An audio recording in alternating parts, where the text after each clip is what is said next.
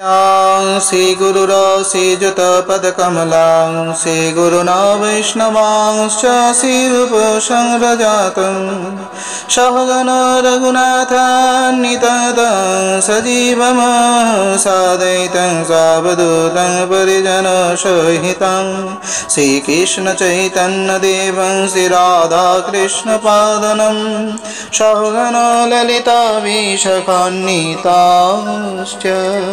अखण्डमण्डलाकारं व्याप्तं जनाचरचरं तत्पदं दर्शितं येन तस्मै श्रीगुरवे नमः।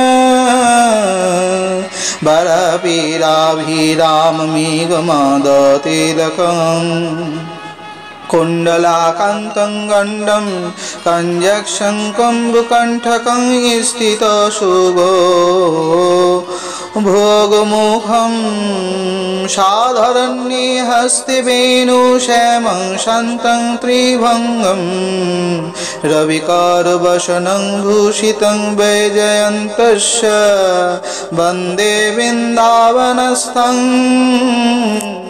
संजुवती शतवीर्तं ब्रह्मगोपालवेशं मुखं करोति वाचलं पङ्गुलङ्घयते गिरिं यत्कृपातमहं वन्दे परमानन्दमाधव। हरे कृष्ण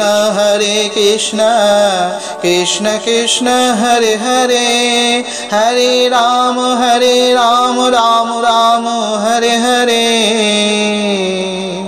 नमस्कार श्रोता बंधुरा सकलके प्रणाम जानिए आमी शुरू करछि श्रीमद् भागवतेर प्रथम स्कंदेर प्रथम अध्याय निये आलोचना एवं द्वितीय अध्याय निये आलोचना करार चेष्टा करब। आपनादेर आशीर्वाद शिरे धारण करे आमी शुरू करछि सेई परमाराध्य श्रीमद् भागवतेर प्रथम स्कंधेर प्रथम अध्याय।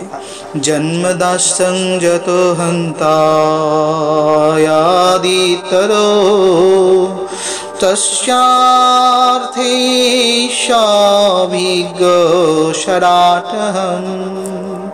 परमेश्वर भगवान श्रीकृष्णेर परम भक्तगण तथा वासुदेवेर परम प्रिय साधु सन्तगण।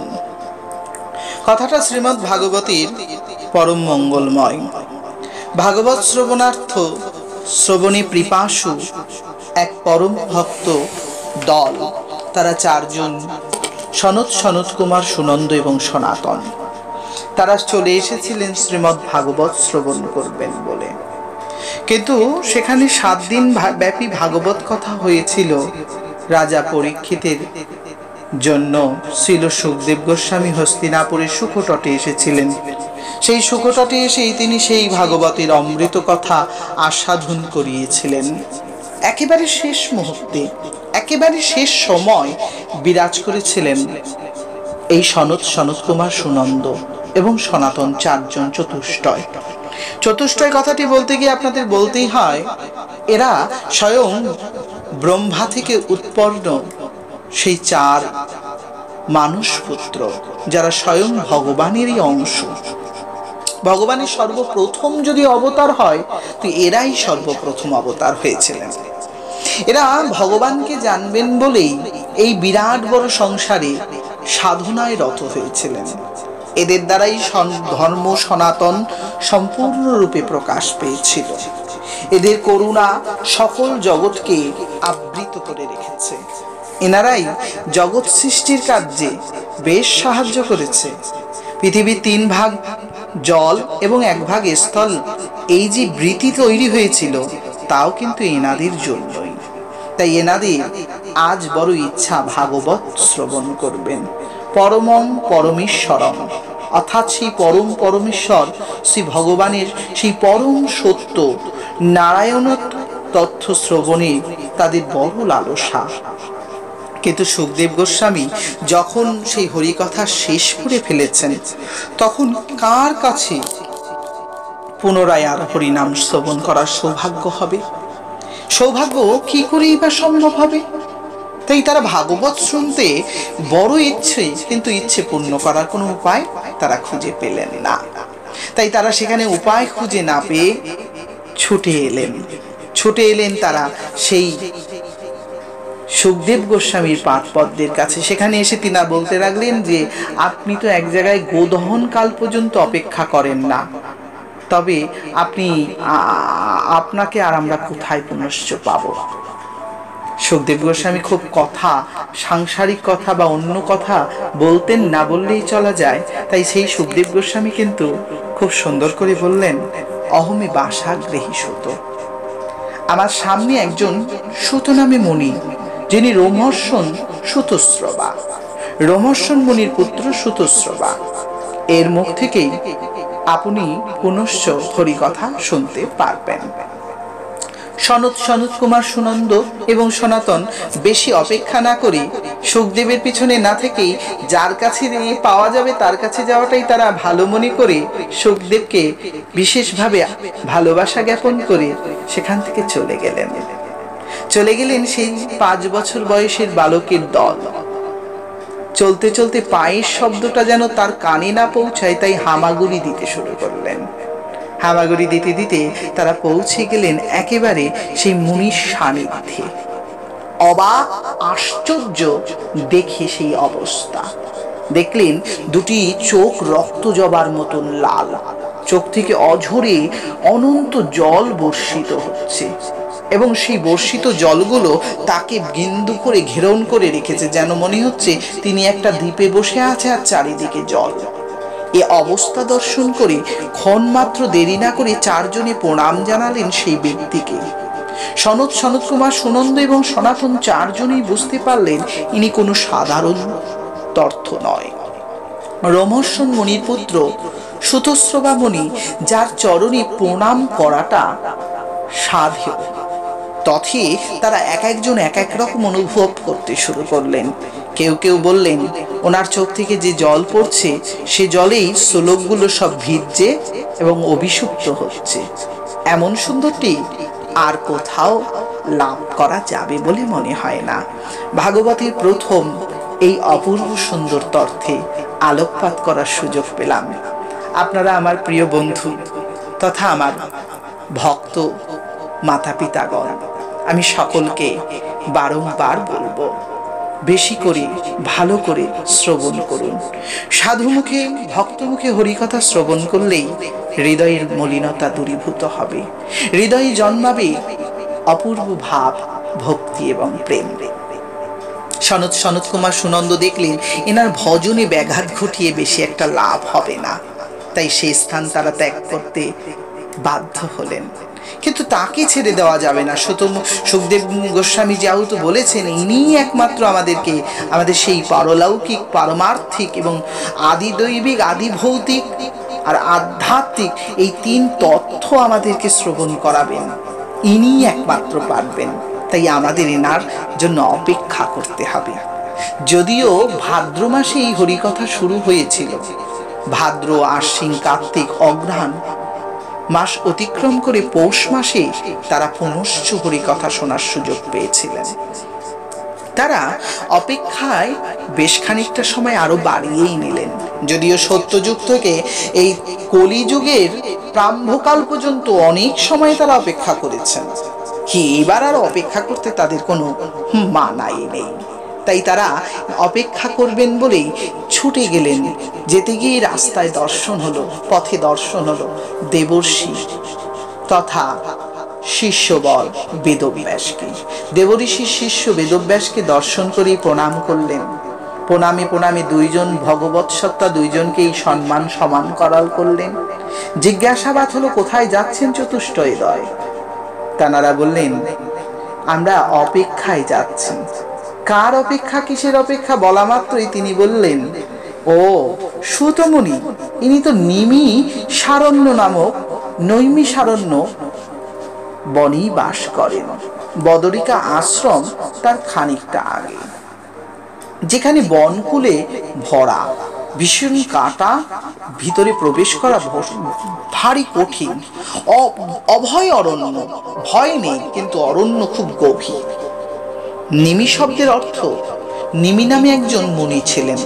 ভগবান বিষ্ণুকে তিনি জিজ্ঞাসা করেছিলেন কোথায় গিয়ে সাধনা করব। ভগবান সুদর্শন চক্রকে পাঠিয়েছিলেন সাধনার উপযুক্ত স্থান খুঁজতে। সাধনার উপযুক্ত স্থান খুঁজে ওই চক্র নিমিষারণ্য, নিমি নামক ঋষিকে এনে ওখানে রেখেছিলেন বলে নিমিষারণ্য নাম হয়েছে। সেই নিমিষারণ্যে বসে ভজনের জন্য অপেক্ষা, অর্থাৎ হরিকথা শ্রবণের জন্য অপেক্ষা করলেন এই চতুষ্টয়দয়। সকলে মিলে একত্রিত অপেক্ষা চলতে থাকল। অপেক্ষা দৃঢ় হলো এবং শত সহস্র বৎসরের সাধনার যজ্ঞের সহ তপস্যায় যা পাওয়া সম্ভব তার থেকেও বেশি পাবেন বলেই আশায় বসে রইলেন। তারা বুক বেঁধে বসে আছেন চারখানা প্রশ্ন নিয়ে। আসলেই প্রশ্নগুলো করব। তারা সকলতে একত্রিতভাবে আভার প্রদান করবেন। তারা ওই বনটিকে পরিষ্কার করলেন, কিছু পুষ্প গাছ রোপণ করলেন, বেশ ফলে ফুলে ভরে উঠেছে গাছগুলো, জায়গাটা শোভা এবং মনোরম হয়ে উঠেছে। মাধুর্য প্রবল জায়গা দর্শন করার জন্য সকলে যেন আবেগ ব্যবহার করেন। ঠিক সেই রকমটি হলো এক্ষেত্রে। পরম আনন্দময় ভগবত বৎসল ছিল সুখদেবের পরম শ্রোতা সুতমুনি ছুটে এলেন সব সাধনা সম্পূর্ণ করে, অর্থাৎ ভাগবতের 18,000 শ্লোক তার ভিতরে আবার পরিপূর্ণ ভরে নিয়ে সেই জলগুলোকে অমৃত স্বরূপে নিজের ভিতরে নিয়ে তিনি ফিরে এসেছেন প্রায় 4 মাস পর। 4 মাস পর অধিক সাধনারত অবস্থায় থাকা এই চতুষ্টয় বালকদের দিকে তিনি আশ্চর্য হলেন। আবার একদিকে চিন্তন করে দেখলেন এরা বালক নয়, এরা ভগবানের তৎঅংশ ভগবান। প্রণাম জানিয়ে সবাইকে সম্মান করলেন। উভয় সম্মানের প্রতিস্বরূপ শ্রীমদ্ ভাগবতে চলল আনন্দ আস্বাদনের বেলা। আস্বাদন এত গভীর হলো যে সে আস্বাদনে বিভিন্ন পর্যায়ে আলোচনা শুরু হলো সেই ভাগবতের পরম পূজনীয় তথ্য নিয়ে। যদিও সেখানে আলোচনা করবার পূর্বেই পরম আনন্দময় সনত কুমারগণ বলেছিলেন, আহা, আপনি তো সাক্ষাৎ আমাদেরকে অমৃত প্রদান করতে এসেছেন। নিগমকল্পতরুর গলিতাং ফলং সুখমুখাদমৃত দ্রব্য সংযুক্তম পিবতো ভাগবতং রসমলয়াং মুহুর্মুহু পিবতো ভাগবত রসমলয়াং মুহুরসিকা বিভাবুকা। অর্থাৎ সেই অমৃত রসের আস্বাদন আপনি জানেন। হে রস বিশেষ ভাবনার চতুষ্টয় রসিক ভক্তগণ, আপনারা এখানে। সুতমুনি প্রণাম জানিয়ে তাদেরকে বিশেষভাবে আহ্বান করলেন। এখানে সেই নিগম কল্পতরু বৃক্ষের একটা বিরাট বড় আবৃত হলো। নিগম কল্পতরু হলো 4 বেদ। নিগম হলো সেই সুন্দর তথ্যের পরিণত তথ্য, অর্থাৎ বেদ কল্পতরু বৃক্ষের সমান। আর সেখানে সেই বেদ কল্পতরু বৃক্ষের তলে বসে যে আনন্দরূপ নিগম, অর্থাৎ নিগমের আনন্দ অনুভব করা যাবে, যেখানে তার ভিতরে পরম ফল ভাগবত নাম শ্রবণ করার সৌভাগ্য লাভ হবে। এই অমৃত পরমানন্দ রস এবং বৈশার সহিত লব্ধ ফল লাভের জন্যই এখানে বসে আছি। ইদং ভগবতং নামং ফলং মুহু পিবত, অর্থাৎ এই ভগবত নামের ফল পান করার জন্য বসে আছি। যেখানে পূর্ণাঙ্গ রূপে আমরা মনে করি আঠি এবং চোকলাটা ফেলে দিয়ে কেবল আমরা ফলের রসটা খাই, কিন্তু এখানে শ্রীমদ্ ভাগবতে বেদে এই 4টির কোনো রস ফেলার জায়গা নেই। কারণ বেদে হলো ধর্ম, অর্থ, মোক্ষ এবং কাম। এই 4টিই হলো পানের বস্তু, পূর্ণ পান। কিন্তু এই কল্পতরু সম্পূর্ণ যুক্ত হয়ে গিয়ে যখন গলিত হয়, তখন ফল অটোমেটিক টোপে টোপে মুখে পড়বে। আপনাকে ফলের কাছে যেতে হবে না। আপনি সাধনে থাকলে ফল আপনার কাছে অবশ্যই গলিত হয়ে আসবে। তবে হ্যাঁ, আপনাকে আগ্রহী হতে হবে, আপনাকে শ্রোতা হতে হবে। শ্রোতা হয়েছিলেন এই চতুষ্টয়গণ, তাই তো অমৃত অগদভনে মুহূর্ত লাগলো না। সনত সনত কুমার সুনন্দ তারা সকলে মিলে প্রণাম বিবিনয় আদয় প্রদয় করে শুরু করলেন তাদের নিজের মনের প্রশ্ন নিয়ে। শাস্ত্রসমূহে বিশাল নিবন্ধন, সার গ্রহণে অক্ষম কলিযুগের অল্প আয়ু বর্গগণের কর্তব্যকে তিনি প্রশ্ন করলেন প্রথম অধ্যায়ের বিশেষ প্রশ্ন 23টি শ্লোকের দ্বারা রচিত হলো।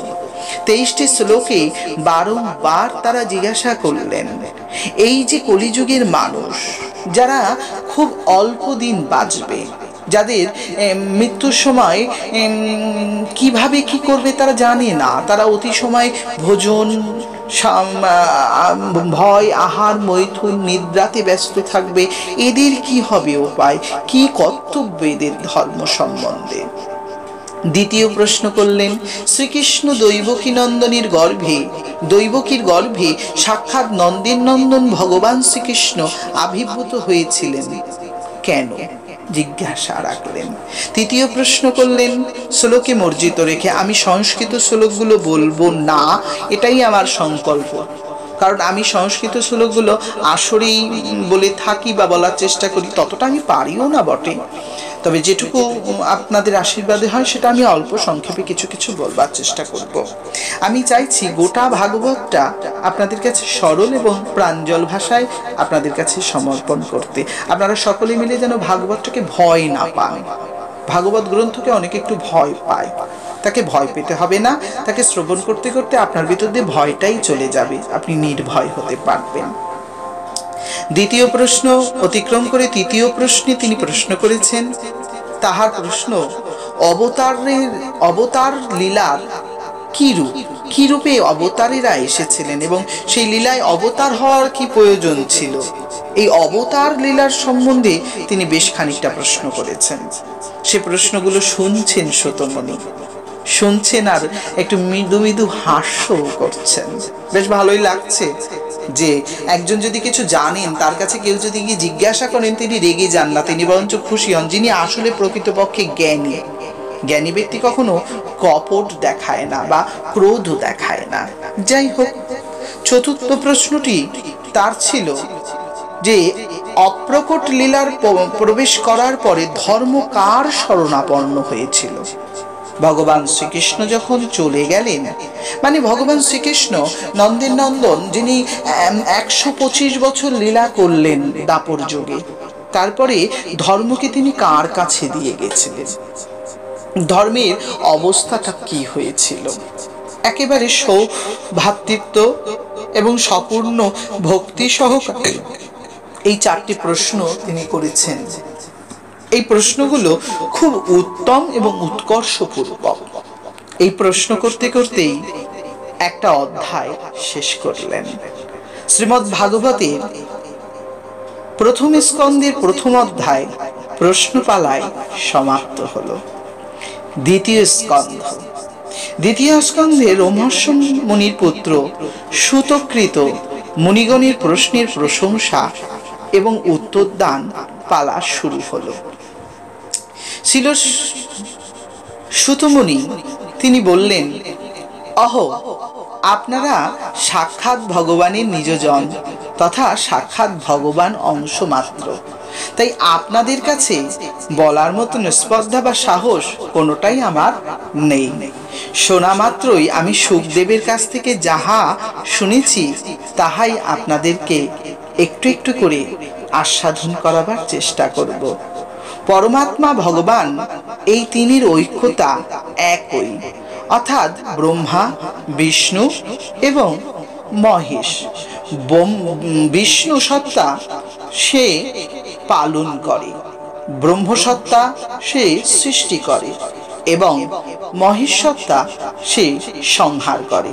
শত, তম এবং রজগুণ অধিষ্ঠিত এই তিনই এক একই 3। হে মহাদয়, আপনাদের এই প্রশ্নে আমি বড় খুশি হয়েছি। আপনাদের এই মুখর প্রশ্ন আমাকে ভীষণ আনন্দ দান করেছে। আমার হৃদয় বড় উন্মুখ হয়ে উঠেছে। আপনাদের এই ব্যাকুল চিত্তপণী প্রশ্ন আর দ্বিতীয় কেউ কখনো করেছেন কিনা আমি জানি না। হে মহোদয়গণ তথা চতুষ্টয়গণ, আপনাদের এইরূপ প্রশ্ন হওয়াটাই তো বাঞ্ছনীয়। কলিহত জীবের দুর্দশা সম্বন্ধে আপনারা যতটা ভেবেছেন, তাতে কলিহত জীবের দুর্দশা আশা করি আগামী দিনে আর থাকবে না। আপনাদের প্রশ্ন অনুসারে ভগবান শ্রীকৃষ্ণের প্রত্যেকটি স্বরূপ সম্বন্ধে জানতে চাওয়া, অধিষ্ঠাতা তম রজগুণ সম্বন্ধে আমি আপনাদেরকে বললাম। শিব এবং ব্রহ্মা বিষ্ণু এই তথ্যগুলো সবই শততম রজগুণ অধিষ্ঠিত। এদের দ্বারাই সৃষ্টি, পালন এবং সংহার উত্তমভাবে প্রকাশ পেয়েছে। লীলার দেবত্ব তাথ্যকার্য পূর্ণ হয়েছে। মনুষ্যরূপে অবতীর্ণ হয়েও ভগবান মনুষ্য নন। তিনি চতুর্শ্রেণীর মধ্যেই অবতীর্ণ হতে পারেন। যেমন তিনি উর্জীব অর্থাৎ উদ্ভিদ কুলে, তিনি চাইলে পশু কুলে, তিনি চাইলে মানব কুলে, তিনি চাইলে দানব কুলেও আবির্ভূত হতে পারেন। তাই ভগবানের কোনো কুলে আবির্ভূত হওয়ায় কিছু আসে যায় না। ভগবানের দুটি লীলা, একটা অপ্রকট লীলা আর একটা সপ্রকট লীলা। সপ্রকট লীলাটি হলো ভগবান সাক্ষাৎ থেকে যা সাক্ষাৎ দর্শন করা যায়, যেমন কৃষ্ণের লীলা, যেমন অনন্য সুন্দর মহাভারতের লীলা, যেখানে ভগবানকে সকপটে দর্শন করা গেছে, এটি সকপট লীলা। অকপট লীলা হলো সাক্ষাৎ ভগবান চলে গিয়েছেন। এখানে বলা যায় একটা সাধুর্য লীলা আর একটা প্রেম সাধুর্য লীলা। সাধুর্য লীলা সাক্ষাতে দেখা যায়, প্রেম সাধুর্য লীলা অনুভবের মাধ্যমে দেখা যায়। ঠিক এইভাবেই ভগবানের লীলা পূর্ণরূপে মর্যাদা লাভ করেছেন। ভগবান শ্রী বিষ্ণু সাক্ষাৎ জগৎ সংসারের এই মঙ্গল বাসনা পূর্ণ করেছেন। তাই ভগবানের লীলা এবং দেব তির্যক মনুষ্যরূপে অবতীর্ণ হওয়ার কোনো সন্দেহ নেই। এই সিদ্ধান্তের বর্ণনা আমি আপনাদের কাছে করলাম। এইরূপে ভাগবত তথা শ্রীমদ্ ভগবতের আবির্ভাব সম্বন্ধে আপনাদের যে কৌতূহল, তাহা কেবলমাত্র জানাবার জন্য আমি আরেকটু ব্যাখ্যায় বলি। যে কারণে ভগবান বারবার আসেন তা হলো ভূভার হরণ করবার জন্য। পৃথিবীতে যখনই দস্যু দুষ্টের আগমন ঘটে, তখনই প্রভু সৃষ্ট সন্তুষ্ট আনন্দরূপে আবির্ভূত হন। যদা যদা হি ধর্মস্য গ্লানি দূর করবার জন্য। এই ধর্মের সব গ্লানি যখন উৎপন্ন হয়, তখনই তিনি কিন্তু আবির্ভূত হন। তাই এইরূপ ভগবানের সৃষ্টি বর্ণনায় আমি আপনাদেরকে অবশ্যই প্রশংসা জানাই। এরকম প্রশংসা জানাতে জানাতেই দ্বিতীয় অধ্যায় 34টি শ্লোকের মাধ্যমে শ্রীমদ্ ভাগবত দ্বিতীয় অধ্যায় সমাপ্ত হলো। এইরূপ শ্রদ্ধেয় ভক্তবর্গের শ্রীচরণে এমনটি স্মরণ করা উচিত থাকবে। ভক্তবর্গরা ভগবানের শ্রীচরণকে অবশ্যই স্মরণ করুন। এই দ্বিতীয় এবং প্রথম অধ্যায়ের ব্যাখ্যা বা বর্ণনা শ্রবণে জীবের মঙ্গল অবশ্যই বাঞ্ছনীয়। এবার তৃতীয় অধ্যায়। তৃতীয় অধ্যায় সকল সুত সাক্ষাৎ বলতে আর কি প্রশ্নের উত্তর দেওয়াটা শুরু হয়ে গেছে। প্রথম অধ্যায়ে প্রশ্নটা করেছেন 4টি প্রশ্ন থেকেই শুরু, তো আর সেই শুরুটা অনেক বড়। তাই সর্বপ্রথম তৃতীয় অধ্যায়ে তিনি প্রশ্নের উত্তর দিতে দিতে একটা সৃষ্টির বর্ণনা করেছেন। সৃষ্টি হয়েছিল সেই আনন্দময় সংসারের পরমানন্দ তথ্য, এবং সৃষ্টি হয়েছিল সেই পরমানন্দময় তথ্যের পরম পরিণীতি, যেখানে সৃষ্টি হয়েছিল ব্রহ্মা। ব্রহ্মা সৃষ্টি হয়েছিলেন সাক্ষাৎ ভগবানের নাভিদেশ থেকে। নাভিদেশ থেকে সৃষ্টি হয়েই ব্রহ্মার রূপ হয়েছিল অপূর্ব। এই অপূর্ব রূপের মার্জনা এবং প্রকাশের মহিমা সকল রূপে সম্পূর্ণ হতে শুরু করেছিল। ভগবান কেন বারবার অবতার রূপ নেয়, এই প্রশ্নের উত্তরটি দিতে গিয়ে এখানে অবতার লীলা সম্বন্ধে আলোচনা হয়েছে 44টি শ্লোক মাধ্যমে। অবতার শ্রেষ্ঠ নহে, শ্রেষ্ঠ ভগবান হরি, সর্বশ্রেষ্ঠ অবতার প্রভু সাক্ষাৎ গিরিধারী। যিনি সাক্ষাৎ এতে চাংশ কলাপুংস কৃষ্ণস্তু স্বয়ং ভগবান। এখানে ভগবানের অবতরণ খুব উত্তম তুল্য। সৃষ্টির সর্বশ্রেষ্ঠ ব্রহ্মা যখন সৃষ্টি করলেন, তখন তার থেকে উৎপন্ন হলো পূর্ণ আনন্দ। যেমন ভগবানের নিঃশ্বাস থেকে সৃষ্টি হলো 4 বেদ, তেমনি ব্রহ্মার চতুর্মুখ তথা ধারণা থেকে সৃষ্টি হলো এই চতুষ্টয় সনত কুমার, সুনন্দ এবং সনাতন। এই 4 জনই সর্বপ্রথম অবতার। এই অবতাররা এসেছিলেন সর্বোত্তম ভগবান শ্রীহরির পরম আনন্দ অনুভব করাবার জন্য। দ্বিতীয় অবতার বরাহরূপে ভগবান দ্বিতীয় অবতার হয়েছিলেন। অবতার হওয়ার কারণ পৃথিবীকে রসাতল থেকে উদ্ধার করা। পৃথিবীকে হিরণ্যাক্ষ নামক একটি দানব হরণ করে নিয়ে গিয়েছিলেন। তাকে উদ্ধার করার জন্যই এই রূপ অবতারণা তিনি করেছিলেন। সাক্ষাৎ বরাহ ভগবানের বিরাট সুন্দর রূপ। যদিও চতুর্ভুজ, তার সর্বাঙ্গটা মনুষ্যের মতন, মাথাটাই কেবল শূকরের মতন ছিল। তিনি নিজে তার শির দন্তের মধ্যে খরিত করে পরম পৃথিবীকে, আমাদের সংসারকে, আমাদেরকে ধারণ করে রেখেছেন। সেই রূপ দ্বিতীয় অবতার বরাহদেব। রসাতল থেকে পৃথিবীকে উদ্ধারের জন্য আহ্বান তার হয়েছিল।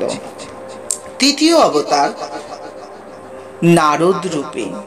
নারদ মুনি ব্রহ্মার পুত্র বলেই আমরা অধিক জন জানি। ব্রহ্মার সর্বাঙ্গ থেকেই অনেকগুলো সৃষ্টি তথ্য আছে, আমি পরম্পরায় পরবর্তী সময় আপনাদেরকে শোনাবো। ব্রহ্মার কাছ থেকে মারিচ, অত্রি এবং সঙ্গে সঙ্গে অঙ্গিরা, পুলস্ত, পুলহ, ভিগু, বৈশিষ্ট্য, এরা সকলেই আবির্ভূত হয়েছেন। তাদের সাথে সাথে দেবঋষি নারদ এসেছেন। ইনি হলেন সত্য তত্ত্ব পরায়ণ এবং সাক্ষাৎ ভগবানকে প্রকাশ করার জন্য এসেছেন। আপনারা জানেন নারদের একটুখানি স্বভাব আছে, এই জায়গার কথা এই জায়গায় বলে দেয়। উনি সবসময় সত্যটা বলে। আসলে উনি সত্যটাই প্রকাশ করতে ভগবানের প্রার্থনীয় সাধনায় রত। এই নারদ মুনির মহিমা প্রবল কথা আপনারা শ্রবণ করছেন। তাই নারদ সাক্ষাৎ আবির্ভূত হয়েছেন। তৃতীয় অবতার। চতুর্থ অবতার নরনারায়ণ রূপে সাক্ষাৎ তপশ্চরণের জন্য। চতুর্থ অবতার হয়েছিলেন নরনারায়ণ রূপে। নরনারায়ণ ঋষির রূপেই আবির্ভূত হয়েছিলেন ইনি। পশ্চরণ তথা তপশ্চয়ন তার একমাত্র কাজ ছিল। পঞ্চম অবতার ছিলেন কপিল মুনি। কপিল মুনির কথা শাস্ত্রে পরবর্তী সময় আপনারা অবশ্যই শ্রবণ করতে পারবেন। কপিল মুনি ছিলেন সেই কর্দম ঋষির পুত্র তথা দেবহূতির পুত্র। ইনি মাকে সাংখ্যযোগ শুনিয়েছিলেন। সাংখ্যযোগ গোপন উপদেশ দেওয়ার জন্যই এনার আবির্ভাব ঘটেছিল। এ সংসারে কেন আসা, কেন যাওয়া, কেন জন্ম, কেন মৃত্যু, কেনই বা এত রোগ ভোগ শোক, কেনই বা এতগুলো জনিতে মানুষের বারংবার জন্ম মৃত্যু, এ সবটাই আলোচনা এখানে হয়েছে। পঞ্চম অবতার অতিক্রম করে আমরা ষষ্ঠ অবতারের কাছে যাই। এই অবতারের নাম অত্রি পত্নী অনুসূয়ার গর্ভে দত্তাত্রেয় রূপে।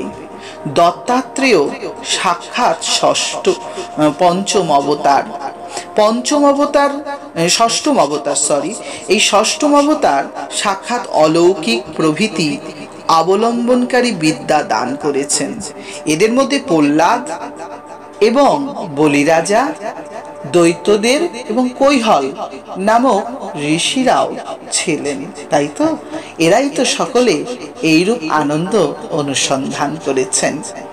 এইরূপ আনন্দের অনুসন্ধানটা বিশেষভাবে তাৎপর্যপূর্বক।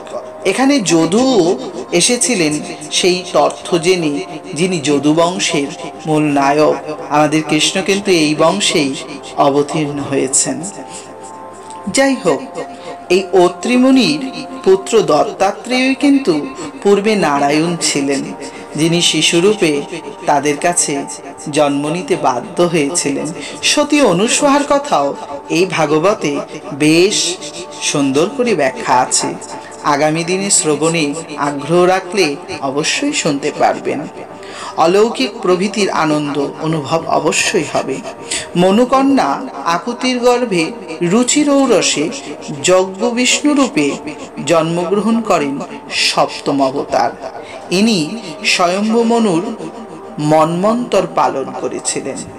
এনার দ্বারাই পরবর্তীকালে চাক্ষুষ মন্বন্তর আদি সব সৃষ্টি হয়েছিল।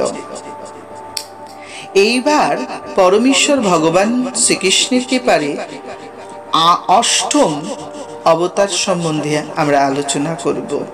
নাভির পত্নী মেরুদেবীর গর্ভে ঋষভের পুত্র অষ্টম ঋষভদেব হয়ে জন্মগ্রহণ করে। নাভির পত্নী মেরুদেবীর গর্ভে ঋষভ নামে অষ্টম অবতার জন্মগ্রহণ করেন। ঋষভদেবের কথাটি বলতে গেলে তো বোঝাতেই হয়, ঋষভ কিন্তু সাধারণ কোনো তথ্য নয়।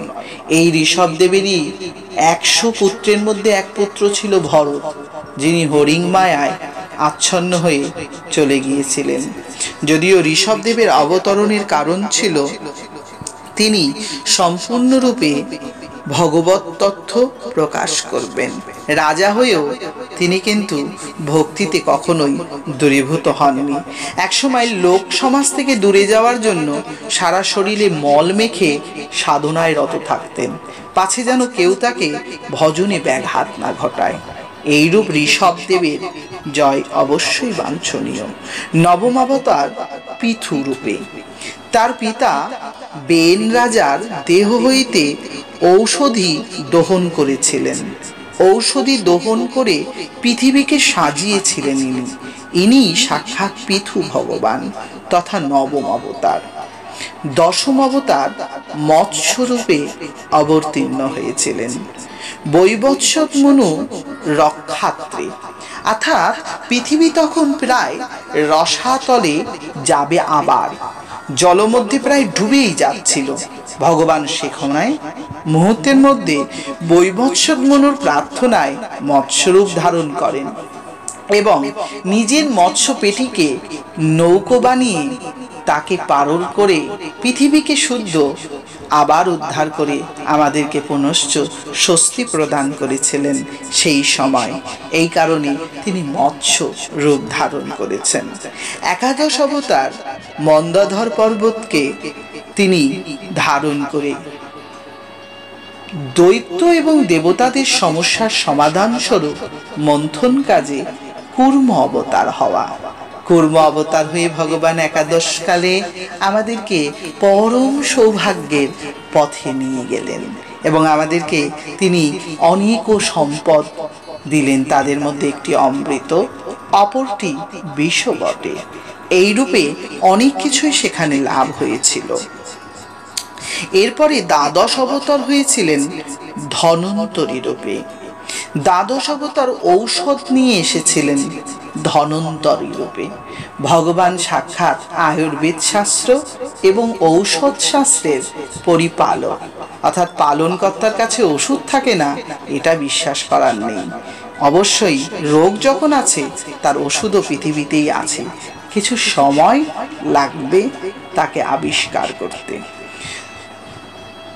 ত্রয়োদশ অবতার হয়েছিলেন অসুরদের মোহন করবার জন্য, অসুরদের মনকে মোহন করবার জন্য মোহিনী রূপে সাক্ষাৎ ভগবান একটাই নারী রূপ ধারণ করেছিলেন অবতারদের মধ্যে, সেটি হলো মোহিনী রূপ। স্বয়ং নারায়ণ এই মোহিনী রূপ ধারণ করে মোহগ্রস্ত করে দিয়ে পুনরায় অমৃত থেকে বিষে তাদেরকে ব্যস্ত করে তোলে, অর্থাৎ সুরা পান করায় কিন্তু অমৃত পান করতে দেয় না। চতুর্দশ অবতার তথা 14 নম্বর অবতার হয়েছিলেন প্রহ্লাদের অতিরিক্ত আস্বাদ এবং বিশ্বাস আর হিরণ্যকশিপুদের অতিরিক্ত অশ্রদ্ধা এবং দম্ভের প্রচণ্ড করার জন্য, দম্ভকে চূর্ণ করার জন্য, বিদারণ করবার জন্য স্বয়ং ভগবান স্তম্ভ থেকে ফরিত হয়ে নৃসিংহ অবতার হয়ে অবতীর্ণ হয়েছিলেন। 15 অবতার অর্থাৎ পঞ্চদশ অবতার সাক্ষাৎ বলিরাজার জন্য। বলিরাজা যদিও প্রহ্লাদেরই বংশধর, তথেও তিনি ভক্ত দান করতেন। দান করলে দানীকে সম্মান করা ভগবানের কর্তব্য, সেই স্বরূপ কর্তব্য পালন করার জন্য ভগবান বামন রূপে, এখানে বটুক রূপে আবির্ভূত হয়েছেন। এই বামন রূপে ভগবান আবির্ভূত হয়ে সকলের মঙ্গল প্রশান্ত তুলন করেছেন, তথা ভগবান বামন হয়ে পৃথিবীর ত্রিপাদ ভূমি প্রার্থনা করেছেন। বলিরাজার নিকট ত্রিপাদ ভূমি প্রার্থনায় তিনি সর্ব আত্মনিবেদনটি গ্রহণ করেছেন। ষষ্ঠ 10 অবতার হয়েছিল পরশুরাম রূপে। যমদগ্নির পুত্র তথা মা রেণুকা, যিনি তার সন্তান স্বরূপে এনাকে লাভ করেছিলেন, ইনি পরশুরাম পিতার কথায় কাত্রা বিদ্যার্জুন নামক অসুরকে বধ করে পরবর্তীকালে 21 বার ক্ষত্রিয় নিধন করেছিলেন। আগেকার দিনে রাজারা প্রচণ্ড শোষণকারী ছিলেন, দুষ্ট ছিলেন। সেই দুষ্ট রাজাদের বধ করার জন্যই এই পরশুরাম, যিনি মহাদেবের কাছ থেকে পরশু বর পেয়ে পরশুরাম হয়ে আমাদের কাছে অবতীর্ণ হয়েছেন। 17 নম্বর অবতার রূপে সাক্ষাৎ ভগবান পরাশর মুনির ঔরস জাত সত্যবতীর গর্ভে সপ্তদশ অবতার রূপে বেদব্যাস জন্মগ্রহণ করলেন। ইনি দ্বৈপায়ন বেদব্যাস নামে পরিচিত।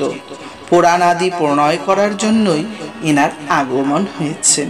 ইনি সাক্ষাৎ সচ্চিদানন্দ শক্তির অনন্ত আনন্দ তর্থ। পরবর্তী অবতারের নাম রামচন্দ্র। অষ্টদশ অবতার রূপে ইনি সমুদ্র বন্ধনাদি লীলা করতে এ ধরাধামে নেমে এসেছেন। ইনি এসেছেন মানব চরিত্রকে সুশীল এবং সভ্য করার জন্য। রামচরিতমানস এইরূপ গ্রন্থে তার সভ্যতার বিশেষ দৃষ্টান্ত পাওয়া যায়। তারপর ভগবান 19 রূপে 29 রূপে আবির্ভূত হয়েছিলেন ভূভার হরণ করবার জন্য। সেখানে 20 নম্বর রূপ তৎরূপা সেই অবস্থাটি ছিল বলরাম এবং কৃষ্ণ। কৃষ্ণ বলদেব রূপে তিনি অবতীর্ণ হয়েছিলেন। আর 20 নম্বর অবতার বিংশতি, অর্থাৎ 20 অবতার হয়েছিলেন অজন পুত্র বুদ্ধ গয়াধামী, যাকে আমাদের বেদ মানেননি বা সাধুরা মানে না, কারণ উনি বেদকে অস্বীকার করেছিলেন। উনি সত্যকে প্রকাশ করেছিলেন।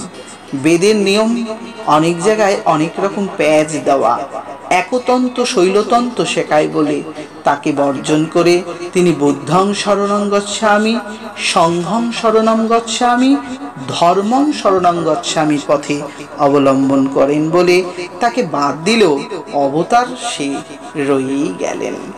সেক্ষেত্রে শেষ 21 অবতার যখন সেলেচ্ছ মিলেচ্ছের দল সকল ইচ্ছায় পৃথিবীকে নষ্ট করবে, তখন বিষ্ণু যশার গর্ভে কল্কি রূপে অবতীর্ণ হবেন স্বয়ং এই বিরাট অপূর্ব কল্কি ভগবান। এভাবেই ভগবানের অবতারণ লীলা আস্বাদন করতে আমরা সমর্থ হলাম। সমর্থ হলাম আমাদের জীবনে ভগবানকে জানার চেষ্টায়। ভগবান শ্রীকৃষ্ণের কৃপায় সকল সংসারের বিরাট একটি বর্ণনা। তৎপত্য সাধুদের কার কথা ভাবা উচিত? প্রশ্নের উত্তর স্বরূপে বলা হয়েছে, সাধুরা তার কথাই ভাববে যে এদের থেকেও রহিত। অর্থাৎ সাধুর কাছে মুক্তি, ধর্ম, ভক্তি, ফল কোনোটাই বাঞ্ছনীয় নয়। সাধুর কাছে বাঞ্ছনীয় সেই তথ্য যাহা কেবলমাত্র ঈশ্বর অনুভূতির অনুকম্পা জাগরণ করেন। যিনি ঈশ্বর অনুভূতির অনুকম্পায় জাগৃত হন, তিনি সাধুদের প্রিয় তথা ভগবান। তখন জিজ্ঞাসা করলেন সুতমণি, কার সাধনায় সাধুরা রত থাকে? এরূপ সাধনা কাকে বলে? আর এই সাধনা কেমন ভাবে? হে ঋষিগণ, তথা এইভাবেই মনুষ্যের মঙ্গল প্রার্থনেষু ভগবতীর করুণা স্থীবিত হতে লাগল।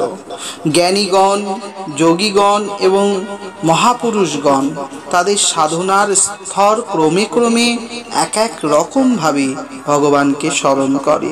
তবে ঈশ্বরকে স্মরণের পদ্ধতিতে তারা সর্বরূপে বিরাট পুরুষ রূপে ভগবানকে সাধনা করেন, যাহার মধ্যে সমস্ত সর্বভূতে স্বয়ং ভগবান আছে। এইরূপ কিছু কথা বলতে বলতে পরমেশ্বর ভগবানের কৃপায় 44 শ্লোক বিশিষ্ট তৃতীয় অধ্যায় তথা প্রথম স্কন্ধ সমাপ্ত হলো। এবার চতুর্থ অধ্যায় আমরা গমন করছি, যেখানে সুতের নিকট সুখদেব গোস্বামী যে অপূর্ব ভাগবত কথা শুনিয়েছিলেন তাহাই তিনরা শুনতে চাইছেন। সুতমুনি, তুমি আমাদেরকে এই সুন্দর কথা শ্রবণ করাও এবং এই সুন্দর কথা আমাদের কাছে বলো যে কিভাবে, কোন স্থানে বসে এই মনোরম শ্রীমদ্ ভাগবত কথা শুরু হয়েছিল। মূর্খ জড় সেই সুখদেব গোস্বামী, যে কেবলমাত্র নিজেকে কোনো রকম কোনো কিছুর মধ্যে না রেখে মহাজ্ঞান, মহা তপস্যায় রত থেকে শুধুই পরমার্থ ভগবানকে ভজন করতেন, যিনি পাহাড় পর্বত বিভিন্ন জায়গায় থাকতেন, তিনি হঠাৎ কি করে হস্তিনাপুরে আগমন করলেন। পরীক্ষিতের মতন মহারাজা, যে রাজা সকল সয় সম্পত্তি ধনসূত্র থাকতেও তাকে কেন এই রাজত্বে ছেড়ে এই বৈষ্ণব বৈরাগ্যে আসতে হলো? কেন সেই ত্যাগের পথে আসলেন? হে মুনি, হে সুত, আমাদেরকে বলো কি কারণে তারা এইভাবে এত আনন্দমুখর হয়ে উঠলেন? কেনই বা রাজা পরীক্ষিতের প্রয়োজন হলো অল্প বয়স্কা স্ত্রী পুত্র সন্তানদের পরিত্যাগ করে আসা? তার নিজের স্ত্রী ইরাবতী এবং পুত্র জন্মেঞ্জয়াদি চতুর্জনকে ত্যাগ করে তিনি কেনই বা এইরূপ স্থানে আবির্ভূত হলেন?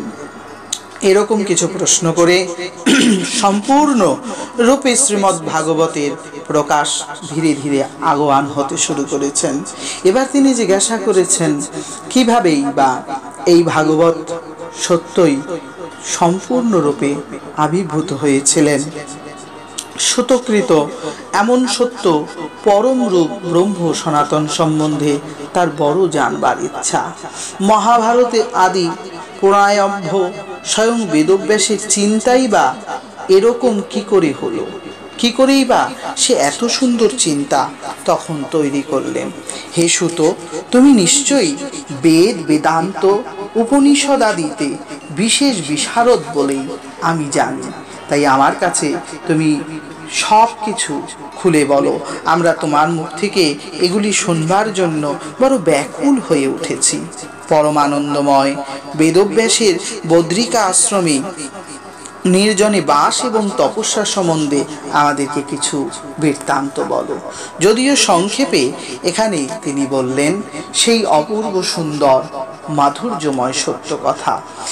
সত্য ত্রেতা আদি পর্যাক্রমে তৃতীয় যুগ দাপরে আসলেই পরাশর মুনির ঔরসে উপরি বসুর কন্যা সত্যবতীর গর্ভে শ্রীমদ্ ভগবানের অংশে মহাযোগী বেদব্যাসের জন্মগ্রহণ হয়। মহাযোগী বেদব্যাস সেখানে জন্মগ্রহণ করেন এবং তিনি পরম আনন্দময় ভগবানের পরম কৃপায় আনন্দিত হতে থাকেন। একদিন প্রাতকালে সরস্বতী নদীর তীরে পবিত্র জলে স্নান করিয়া বেদব্যাস একাকী নির্জনী স্থানে উপবেশন করছিলেন। এমনই সময় তার কানে ভেসে আসলো সমগ্র মানব জাতির বেদনা। সে ত্রিকালজ্ঞ এবং সর্ব জ্ঞান সম্পূর্ণ ঋষি বেদব্যাস দিব্য দৃষ্টিতে দেখছেন অচিন্তনীয় সকল কলিজীবের দুর্ঘটনা। গতিতে পৃথিবীতে যুগে যুগে যুগ ধর্মের বিপর্যয় ঘটছে। ধর্ম ব্যতিক্রম জন্য কমে যাচ্ছে। ব্যতিক্রম সকল জীবের মধ্যেই শক্তি হ্রাস পাচ্ছে এবং শাস্ত্র বাক্য বিশ্বাস স্থাপন করিতে পারছে না। সকলেই ওই ধৈর্য শূন্য, মন্দবুদ্ধি, অল্প আয়ু, সৌভাগ্যহীনা। এর জন্যই তিনি ব্রাহ্মণ ক্ষত্রিয় আদি চারি বর্ণই গৃহাদি চারিটি আশ্রমে হিত চিন্তা করিতে লাগিলেন। তিনি শুরু করলেন মানব জাতির মঙ্গলের জন্য বিশেষ প্রার্থনার আয়োজন। যদিও সে আয়োজনে কোনো শুভ ফল না পেয়ে ভীষণ দুঃখে মর্মাহত হলেন। এমনই সময় হোতা, উদ্গ্রীতা এবং অধৈর্য ও ব্রহ্মা এই চারিটি ঋত্বিক দ্বারা সম্পাদিত বৈদিক কর্ম জগৎ জীবনকে উদ্দীকর মনে করে তিনি যজ্ঞে বিশ্বাস বিস্তারের বাসনা করলেন। বেদকে চারি ভাগে তিনি বিভক্ত করলেন। তিনি সর্বপ্রথম বেদকে চারটি ভাগে ভাগ করে যাতে সকলের কিছু মঙ্গল হয় এই প্রার্থনা চলল। ঋক, যজু, সাম, অথর্ব এই চারিটি বেদ বিভক্ত হলো এবং মহাভারত আদি ইতিহাস, স্কন্ধ ও পদ্ম প্রভৃতি পুরাণ পঞ্চম বেদ নামে পরিগণিত হলো। এইভাবেই শুরু হলো ধর্মাধ্যবস্থা। ঋক, সাম, যজু, অথর্ব এই চারিটি বেদের মধ্যে পৈল ঋগ্বেদ, জৈমিনী সামবেদ এবং বৈশম্পায়ন যজুর্বেদ এবং ক্রু, কর্মা, সুমন্ত অথর্ব বেদে কৃত্য লাভ করেছিলেন। আমার পিতা রোমহর্ষণ ইতিহাস ও পুরাণে পণ্ডিত্য লাভ করেছিলেন, অর্থাৎ সুতমুনির পিতার কথাও এখানে বর্ণিত হয়েছে। সুতমুনি সেই পিতার কাছ থেকে আবির্ভূত যিনি সকল রকম রূপ, আনন্দ, অনুভূতি লাভ করেছিলেন। পূর্বোত্তর পৈলাদি ঋষিগণ শিষ্য প্রশিষ্য ভেদ করে বেদকে বেদচতুষ্টয়কে নানা শাখায় বিভক্ত করে উপনিষদ তৈরি করে, যেখানে শত উপনিষদ পরবর্তীকালে আমরা লাভ করতে পারি। আরও বিশেষ ব্যাপার, স্ত্রী, শূদ্র, পতিত, নিন্দিত কর্মা, ব্রাহ্মণ, ক্ষত্রিয়, বৈশ্যগণের বেদে অধিকার নেই। সুতরাং তাহারা বেদোক্ত কর্ম বিমুখ, অর্থাৎ তারা আর কোনো রকম ধর্মই করেন না। তাই ছিল বেদব্যাস তাহাদের কল্যাণ হোক এই মনে করিয়া কৃপায় পূর্বক মহাভারত নামক একটি ইতিহাস প্রকাশ করেন। মহাভারত নামক এই ইতিহাসেই তিনি সর্বপ্রথম শুরু করেন আনন্দ অনুসন্ধানের বিশেষ ব্যাখ্যা। এইরূপ সর্বদা কায়মনো বাক্যে জীবের হিত সাধনের রত থাকিয়া যখন শ্রী ব্যাসদেবের চিত্তে প্রসন্নতা লাভ করিতে পারিলেন না, তখন তিনি ক্ষীণ হয়ে মনে পবিত্র সরস্বতী নদীর তীরে বসিয়া নানা রকম চিন্তা করিয়া মনে মনে বলিতে লাগিলেন, হে ভগবান, এবারও কি জীবের কোনো কল্যাণ অনুষ্ঠান আমি করতে পারবো না? আমি ব্রহ্মচার্য অবলম্বন পূর্বক বেদার্থ এবং প্রকাশ করিয়াছি, তাহাতেও স্ত্রী শূদ্রাদি ধর্মাচরণের পথ প্রদর্শিত হইতেছে না। হে প্রভু, কি হবে? কি করলে সমস্যা হবে? কিন্তু কি দুঃখের কথা, তা আমি কাকে বলবো? আমার আত্মজ্ঞানাদি পরিপূর্ণ এবং ব্রহ্মতেজ সম্পূর্ণ হওয়াও যেন আমার ভগবানের সম্বন্ধ পাই নাই বলে বোধ হচ্ছে। এই রকম বোধ হচ্ছে দেখেই বেদব্যাস নিজেকে খুব হীন বলে মনে করতে লাগলেন। তবে কি শ্রী ভগবত চূড়ামণি গণের কাছে আমি কোনো রকমই তাদের আনন্দ দিতে পারবো না? শ্রী ভগবানের পরম আদরের বস্তু ভগবত ধর্ম নিরূপ করা হয় নাই? তবে কি এখনো জীবের কোনো কল্যাণকর তথ্য আমি প্রকাশ করতে পারি নাই?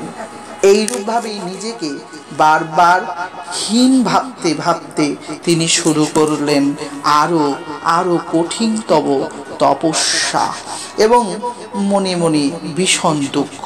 ছিল বেদব্যাস আপনাকে অতিহীন জ্ঞানী এইরূপ দুঃখ প্রকাশ করিতেছে, এমনই সময় তাহা সরস্বতী নদীর তীরস্থ আশ্রমের দেবর্ষি নারদ আগমন করিলেন এবং পূজিত দেবর্ষি নারদকে সহসায় আসিতে দেখিয়া বেদব্যাস গোত্রস্থানপূর্বক তাহাকে যথাবিধি অভ্যর্থনা আদি করিতে লাগিলেন।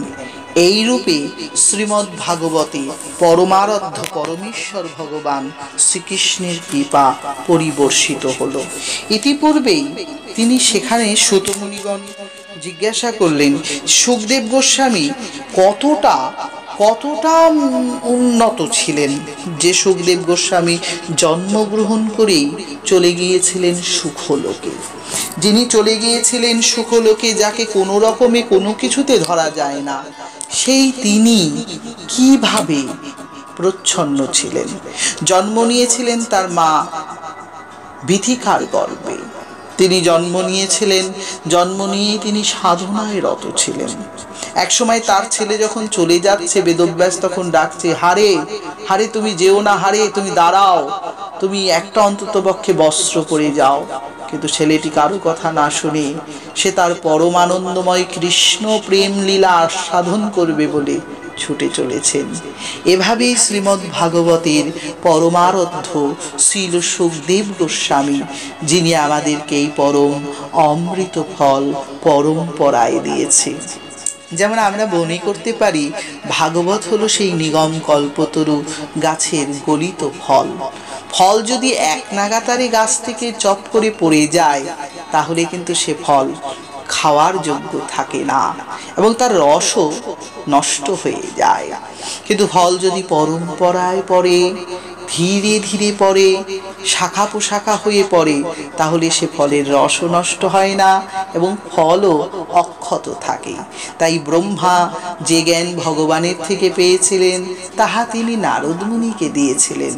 নারদ মুনি সেই জ্ঞানী পরবর্তী এই যে সময় তিনি দেবেন তার শিষ্য বেদব্যাসকে, এবং বেদব্যাস সেইটি তার পুত্র সুখদেবকে পরবর্তী সময় দেবেন, কিন্তু পূর্বে দিতে পারেননি।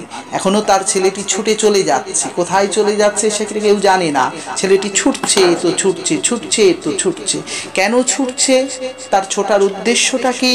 সে ছুটছে কৃষ্ণ প্রেমামৃত পাবে বলে, কৃষ্ণ প্রেম রসামৃত পাবে বলে সে নিজেকে ছুটিয়ে নিয়ে যাচ্ছে।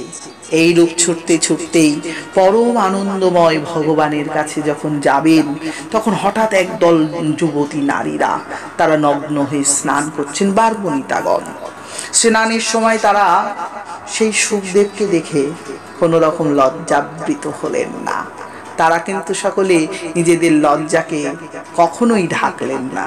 কিন্তু যেই কিনা সেখান থেকে চলে গেলেন বেদব্যাস, তখনই তাকে দেখে লজ্জায় তারা সংকুচিত হলেন। জিজ্ঞাসা করলেন বেদব্যাস, অহো নারীগণ, তোমাদের সামনে থেকে চলে গেল আমার যুবক ছেলেটি, তাকে দেখে লজ্জা বোধ করলে না? আমাকে দেখে এভাবে সংকুচিত লজ্জা করার কারণ, আমার তো 7 কাল চলে গিয়েছে, আমি বৃদ্ধ মাত্র। তারা বললেন, আপনার জ্ঞান আছে বস্ত্র আর অবস্ত্র, নগ্ন এবং অনগ্ন সম্বন্ধে আপনি বিশেষজ্ঞ, তাই আপনাকে দেখে লজ্জা পাওয়াটাই স্বাভাবিকত। যিনি গেলেন তিনি তো আমাদের থেকেও অধিক উন্মাদ। আমরা জলে নগ্ন, তিনি স্থলেও নগ্ন। যার নিজের মধ্যে কোনো নৈতিক জ্ঞান নেই, যিনি মূর্খর মতন কেবলমাত্র জড় বস্তু যেমন থাকে, তিনি নিজেকে তেমনভাবে সাধনে ব্যস্ত রেখেছেন। এইরূপ সাধু ছিল সুখদেব গোস্বামীর মুখ থেকে সুতমুনি যে অমৃত শ্রবণ করেছেন, তাহাই কিন্তু আমরা আস্বাদন করছি।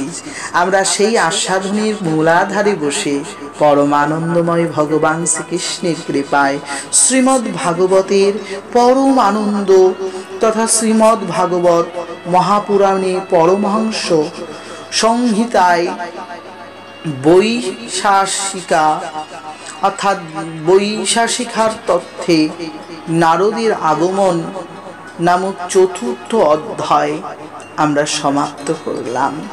প্রথম স্কন্ধের নারদাগমন নামক 4র্থ অধ্যায় সমাপ্ত করলাম।